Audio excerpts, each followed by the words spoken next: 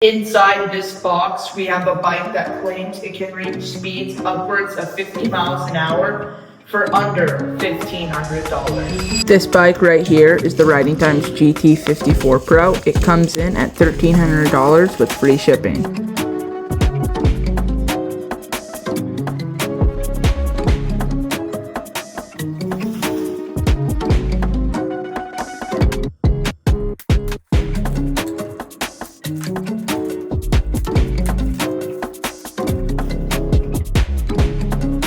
Now I'm gonna move on to assembling the actual bike. Right now, I'm just gonna start with the handlebars and get right to it.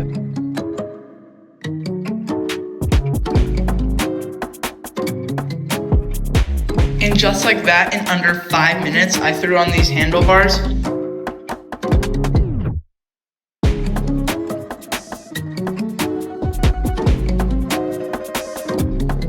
I just finished assembling the GT54 Pro. Anyways, this is how it looks.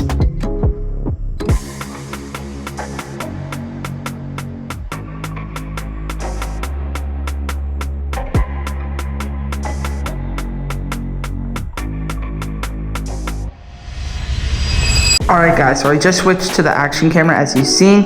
So that means right now we're about to take the Riding Times GT54 Pro out for a ride. But anyways, let me just prep this bike and I'll show you how to get it started. Alright, so this is the layout of the bike once you're sitting on it.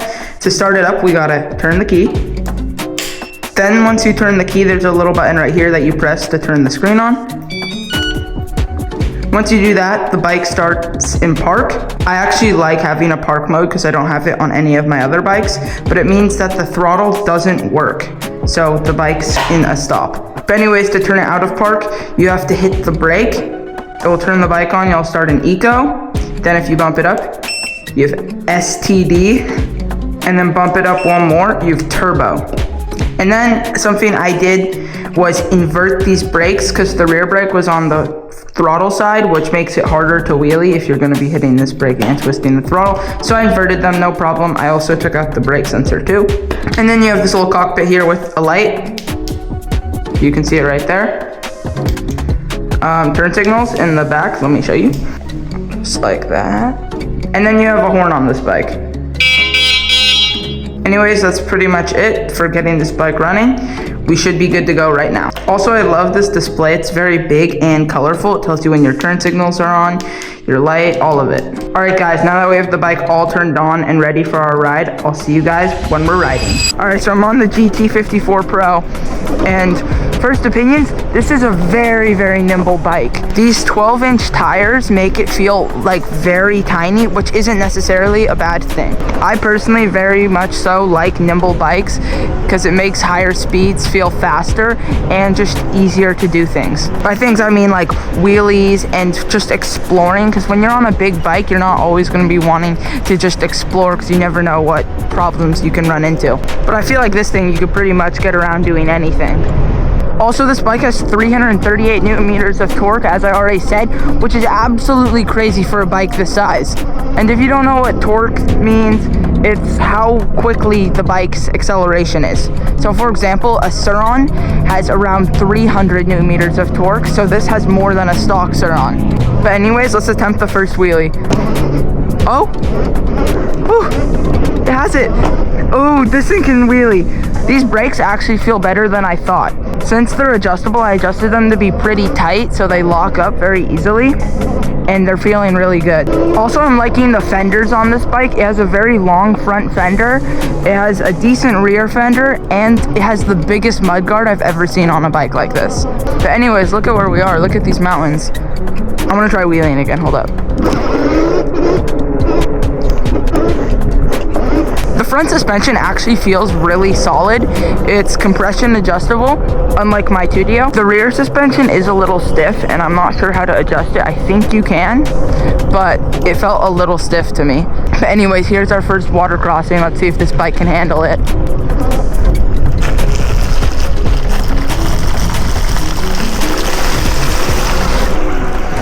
just fine. These long fenders are very nice. It doesn't get me or the bike wet. But dude, I can't get over how quick this bike is for how tiny it is. You think 50 miles an hour would be very sketchy on a bike this tiny, but it's actually surprisingly smooth. Also, the way the torque and the power is delivered is also very smooth. It's torquey in a way that you can wheelie and it jumps very well, but it's also smooth in a way that it doesn't feel like sharp, if you know what I mean. But anyways, let's do a quick little dirt test. This bike is meant to be an electric pit bike for the dirt, so it should handle just fine. Oh, look how big this hole is of water. That water looks absolutely disgusting. I'm gonna throw a rock in it.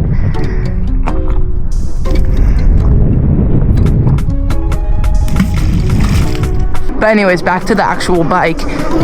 Another thing I like about this bike is the way the battery is stored. There's absolutely no battery rattle on this bike. It sits in very easily and you can charge it externally. If you don't know what externally means, it's like you can charge it while the battery's still in the bike.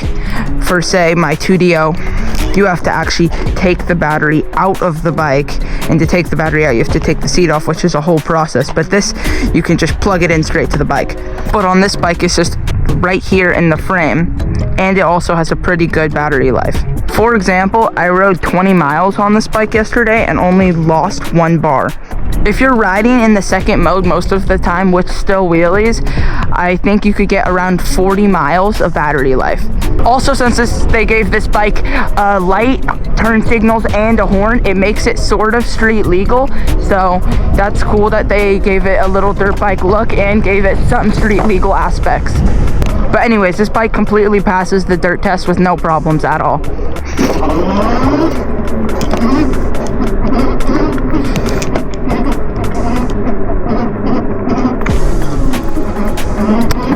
Oh, we're cruising. Oh my gosh.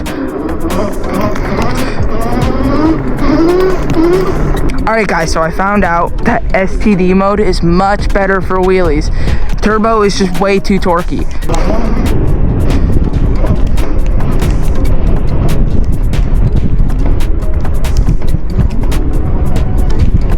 Also, a reason why I think wheelies come pretty easy on this bike is because it has a very long, wide seat. It's sort of like the 2DO seat, the same length, but the seat is much wider. Also, the seating position on this bike is very comfortable. Like, my arms feel comfortable. It doesn't feel like I'm leaning over at all. We still have not lost a single bar of battery after all of the riding we've done. And I keep forgetting for you guys to keep in mind that this bike is $1,300. It's literally just $100 more than the 2DO. In this video, we reviewed the Riding Times GT54 Pro and tested it to its limits. If you guys are interested in purchasing the GT54 Pro, be sure to check out their website. I'll have it linked in the description, and use code TOOTSY to save yourself an extra little bit of money off. Anyways guys, I'll catch you in the next one. Peace.